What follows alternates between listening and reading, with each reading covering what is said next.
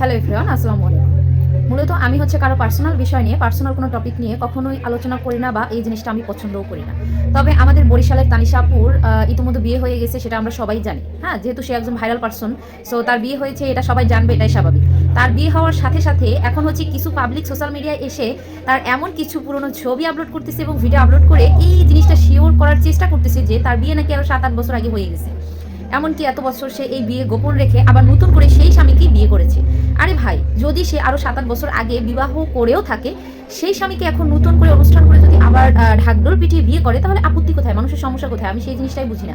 সে তো আর চুরি ডাকাতি করে নাই। হ্যাঁ, সে তো গোপন কোনো অবৈধ সম্পর্কে ছিল না, ছিল? তো তোমরা এই বিষয়টাকেও ছাড়তেছো না।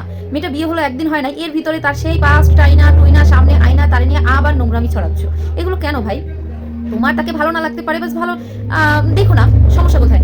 আমরা বাঙালি পাবলিক এমন যে কোনো একটা বিষয় যদি ভাইরালে আসে বা কোনো একটা টপিক নিয়ে যদি বাংলাদেশে আলোচনা হয়, তাহলে সেই ব্যক্তির 20 বছর আগে মানুষ চলে যায়। মানে 20 বছর আগে সে কি করছিল, কোথায় গেছিল, কি খাইছিল না খাইছিল, মানে এইগুলো সার্চ করা শুরু করে অনলাইনে। এত চুলকানি কেন বাঙালির, আমি বুঝি না, মানে এত চুলকানি।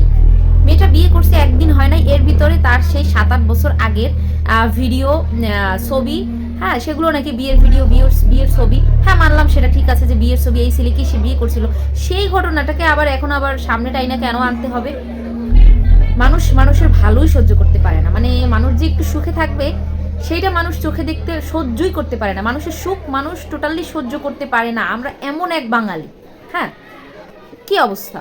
বিয়ে করছে, চুরি করে নাই। সো পারলে এখন বর্তমান ভিডিও আপলোড কর, ছবি আপলোড কর, তাকে নিয়ে পোস্ট কর, ভালো ভালো কথা বল। তা না, সে আরও 8 বছর আগে কি করছিল সেইগুলো আবার প্রকাশ করতেছে।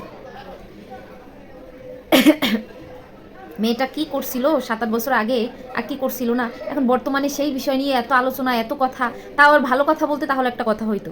তা না, বেশি বিয়ে করছে, একটা হালাল কাজ করছে, হারাম কাজ তো করে নাই। লিভিংয়ে ছিল না, অবৈধ কোনো সম্পর্কে ছিল না, তারে নিয়েও এরকম কথা বলা লাগে তোদের? মানে ভাইরাল হওয়ার টপিক আর খুঁজা পায় না, কি করবে? খাইতে তো হবে একভাবে না একভাবে।